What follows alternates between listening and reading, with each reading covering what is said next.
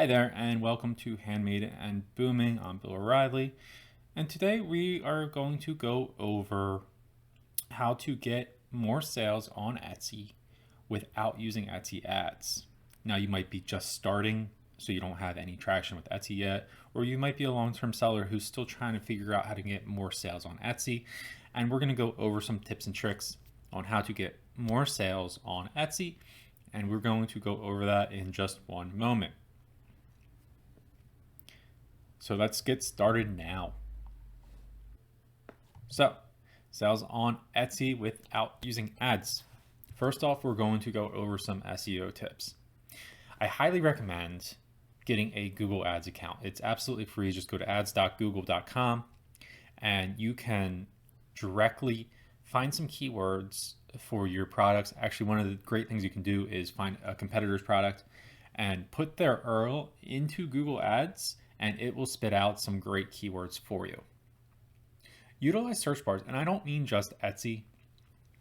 You're going to get some great ideas for Etsy, and you're going to get some very direct ideas, but something like Google, Amazon, and Pinterest might give you different keywords. So definitely take a look at some of their drop downs for them. You're going to get some more product ideas as well as some better keywords for your product. Then finally, make sure you use all of your tags. That's how people are going to find you. You want to make sure that you obviously have your predominant one. If you are selling a pint glass, you probably want to have pint glass in there. But something more ambiguous might be you want to also have a lager, some sort of lager glass or some sort of other word for glass. So lager holder. I don't know. But you get the idea. What you want to do is use all of your tags, and you want to vary that word glass, and then maybe have stuff that you might want to put into it. Make sure that your pictures are awesome. Use natural light. Days that have a slight overcast so that it kind of evens out shadows for your product are really, really good days to take some pictures. Learn your camera. YouTube is your friend. If you put into YouTube, iPhone 7 picture tips, you'll find some information about how to take pictures and how to make better pictures, and probably also how to edit the pictures so they look awesome. If you have smaller items, you can get a light box. I have one linked down below. That's for very, very small things that are only like 12 inches and up to 24 inches. Make sure your item is very obvious. This is something that you can see with some people that don't have great reviews, is it's not obvious what exactly they're selling. So some people might have let's just say they're selling a mug and it's on a coffee table and it's below or it's on top of a charcuterie board and they have flowers all around. And it's not obvious if they're selling the charcuterie board, if they're selling the pots the flowers are in, or if they're selling the mug. So you want to make it very clear that you are selling that mug. And then also, you'll always hear people saying that Etsy is oversaturated. And for a lot of things, yeah, that's probably correct. But that doesn't mean you can't compete with them. So one of the great things you can do is add more products. Say that your niche has 50,000 plus searches or 50,000 plus items, and you have one of them. Okay, great. That's 1 in 50,000. But what if you have 50 of them? You just increased your odds times 50 to be found. And if you're working on your SEO with each one and kind of varying that up a little bit, and you are taking better pictures, you're going to get better and your items are going to be pushed further and further up that niche. Now, the good thing about having niches that are that high is they probably are also searched a lot.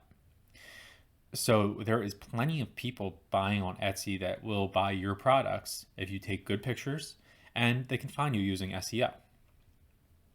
The other thing you can do is start finding other niches that your product could fit into. So let's go back to the mug. So you're selling a mug that, I don't know, you made it for Father's Day.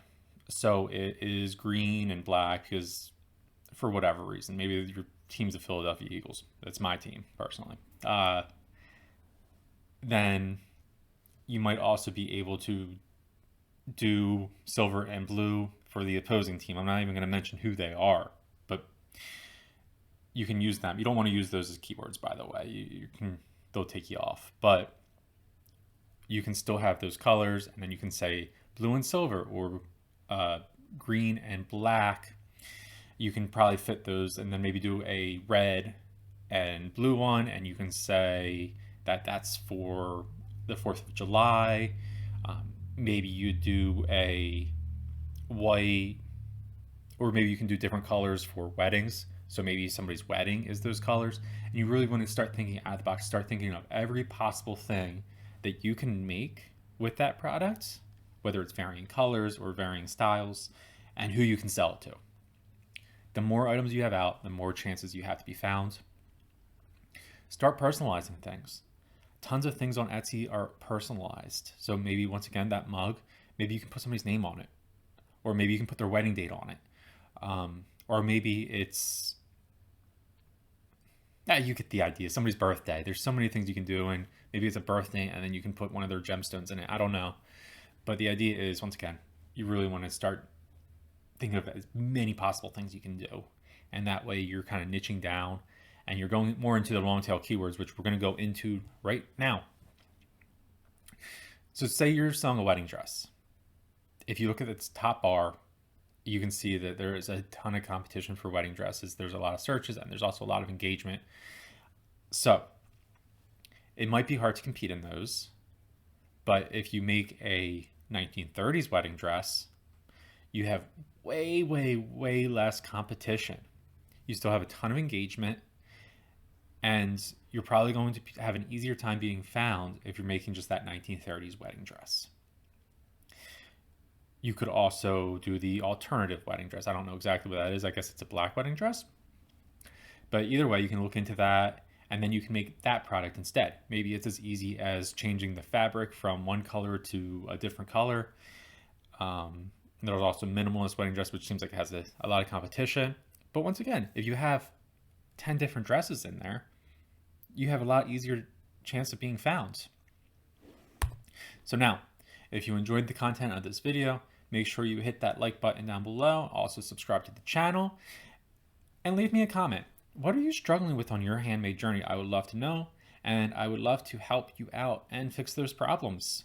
So I will see you for the next video of, if you hate Etsy with a passion, some alternatives to Etsy. So I'll see you for the next video.